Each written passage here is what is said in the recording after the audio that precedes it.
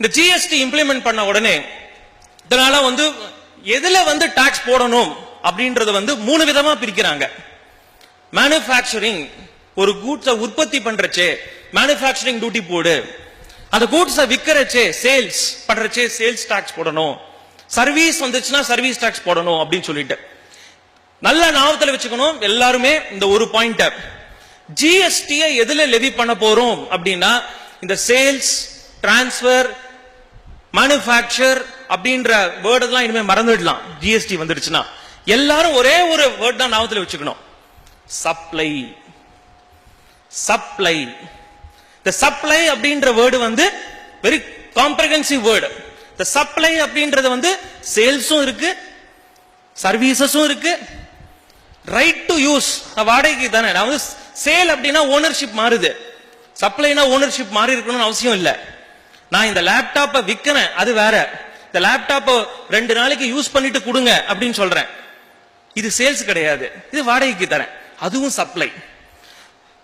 Manufacture, sales, service அப்படின்ற வேர்டெல்லாம் மறந்துடலாம் இனிமே. Supply அப்படின்ற ஒரே ஒரு வார்த்தை மட்டும்தான்.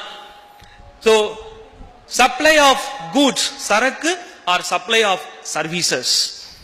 Any trader supply of goods or service பண்றச்சே அதுல லெவி பண்ணக்கூடியதுதான் இந்த GST, goods and service tax அப்படின்னு சொல்றாங்க. இந்த ஜிஎஸ்டில 3 டாக்ஸ் கொண்டு வராங்க. ஒன்னுக்கு பேரு சிஜிஎஸ்டி, நோட் பண்ணிக்கணும் எல்லாரும். CGST, central goods and service tax அப்படின்னு சொல்றாங்க. மற்றொன்னு ரெண்டாவது SGST, state goods and service tax. இந்த சிஜிஎஸ்டின்றது common all over India, CGST தான். இப்ப பிரசன்டா இருக்கிற எக்ஸைஸ் டியூட்டி, சர்வீஸ் டாக்ஸ் இதெல்லாம் சென்ட்ரல் கவர்மெண்ட்டுக்கு போகக்கூடிய ரெவென்யூ. அதுக்கு பதிலாக ஈக்குவலண்டா கொண்டு வந்ததுதான் சிஜிஎஸ்டி. அதை தவிர்த்து லோக்கலா ஒரு ஸ்டேட் கவர்மெண்ட்டும் லெவி பண்ணக்கூடியது SGST, state goods and service tax. இந்த எஸ்ஜிஎஸ்டின்றது ஒரு ஸ்டேட்டுக்கும் ஒரு பேர் இருக்கும். இப்ப டெல்லி அப்படின்னா டெல்லி எஸ்ஜிஎஸ்டி, தமிழ்நாடுனா தமிழ்நாடு ஜிஎஸ்டி அப்படின்னு இருக்கும், தமிழ்நாடு எஸ்ஜிஎஸ்டி. சோ அதனால தமிழ்நாடுல லெவி பண்ணக்கூடிய டாக்ஸ் பாத்தீங்க அப்படின்னா சிஜிஎஸ்டி பிளஸ் தமிழ்நாடு ஜிஎஸ்டி அப்படின்னு இருக்கும். இது ரெண்டுத்தையும் சேர்த்து நம்ம இன்வாய்ஸ்ல காட்டணும். எப்போ அப்படின்னா என்னுடைய சப்ளை வித்தின் த ஸ்டேட்ல இருந்ததுன்னா.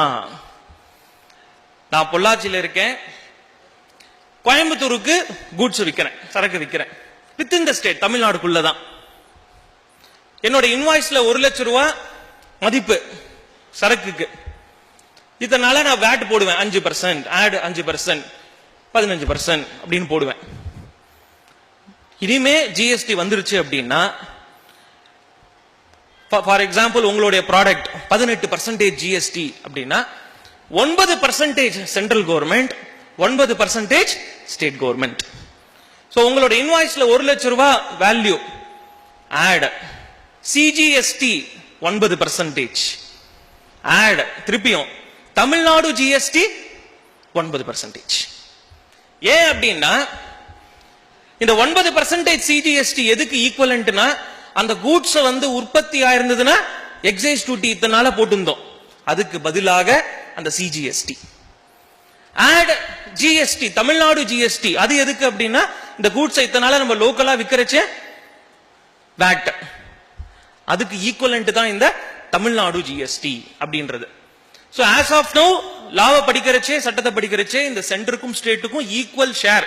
இப்ப இந்த உங்களோட ப்ராடக்ட் லிஸ்ட் எல்லாத்துக்குமே என்னென்ன வரி அப்படின்றத பார்த்திருப்பீங்க. 18%, 12%, 5% அப்படின்றது. அதை 2 பிரிக்கணும், 2, 2, 6, 6, 6, 9 அப்படின்றத தனித்தனியா பிரிச்சு போடணும்.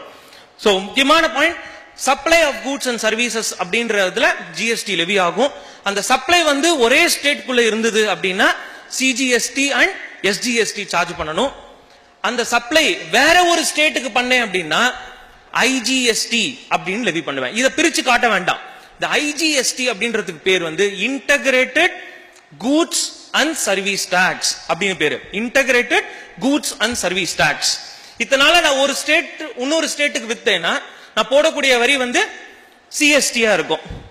இதே சி ஃபார்ம் இருந்ததுன்னா கன்செஷனல் ரேட் ஆஃப் டாக்ஸ் 2% போடுவேன்.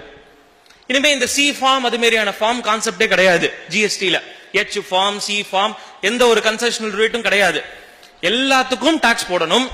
18% டியூட்டி வேற ஸ்டேட்டுக்கு, இங்கேருந்து நீங்க பாலக்காடு வித்தீங்க அப்படின்னா goods value 1 lakh add IGST 18%, உங்களோட ப்ராடக்ட் 18%, உங்க ப்ராடக்ட் 5% ஆட் ஐஜிஎஸ்டி 5%.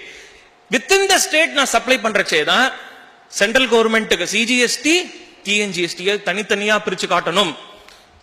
அனதர் ஸ்டேட்டுக்கு நான் சப்ளை பண்றேன்னா ஐஜிஎஸ்டி அப்படின்ற ஒரு மிடில் டாக்ஸை கொண்டு வராங்க.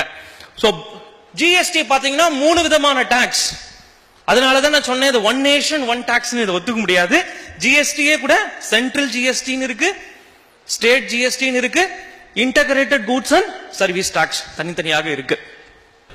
இப்ப பிரசன்ட் லால நீங்க தமிழ்நாடுல இருந்து ஒரு கூட கர்நாடகாக்கு விக்கிறீங்க, ஆர் தமிழ்நாடுல இருந்து ஒரு கூட கேரளாக்கு விக்கிறீங்க அப்படின்னா சிஎஸ்டி போடுறோம் ரெவென்யூவை. அந்த ரெவென்யூ எந்த கவர்மெண்ட்டுக்கு போகுது? நான் தமிழ்நாடுல இருந்து கேரளாக்கு ஒரு கூடு விக்கிறேன், நான் 2% சிஎஸ்டி போட்டு வைக்கிறச்சே அந்த ரெவென்யூ எந்த ஸ்டேட் கவர்மெண்ட்டுக்கு போகும்? தமிழ்நாடு கவர்மெண்ட் போகுமா, கேரளா கவர்மெண்ட் போகுமா?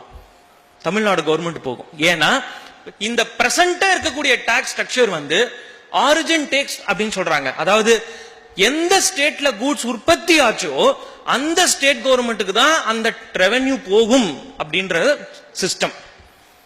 அதனால ஏற்படக்கூடிய ப்ராப்ளம் என்ன அப்படின்னு பார்த்தோம் அப்படின்னா, ரிவர்ஸ்ல யோசிச்சு பாருங்க. இதையே நம்மளோட ஆங்கிள் இருந்து நான் கேரளால இருந்து ஒரு கூடு வாங்குறேன், சரக்கு வாங்குறேன், 2% சிஎஸ்டி பே பண்ணி அதை லோக்கலா இங்க விக்கிறேன் வேட்ல. அந்த 2% சிஎஸ்டி எனக்கு கிரெடிட் எடுத்துக்க முடியுமா? முடியாது. ஏன்? ஏன்னா அந்த ரெவென்யூ கேரளா கவர்மெண்ட்டுக்கு போயிருக்கு. அதனால தமிழ்நாடு கவர்மெண்ட் அதுக்கு செட் ஆஃப் கொடுக்கல. ஆனா இந்த ஜிஎஸ்டி அப்படின்னு கொண்டு வந்த அப்புறம் எல்லாமே ஐஜிஎஸ்டி தான். ஐஜிஎஸ்டின்றது ஒரே லா. சோ நான் கேரளால இருந்து சரக்கு வாங்குறச்சே ஐஜிஎஸ்டி பே பண்ணி வாங்குறேன். அத லோக்கலா நான் விக்கிறச்சே சிஜிஎஸ்டி எஸ்ஜிஎஸ்டி சார்ஜ் பண்ணுவேன் என்னோட இன்வாய்ஸ்ல.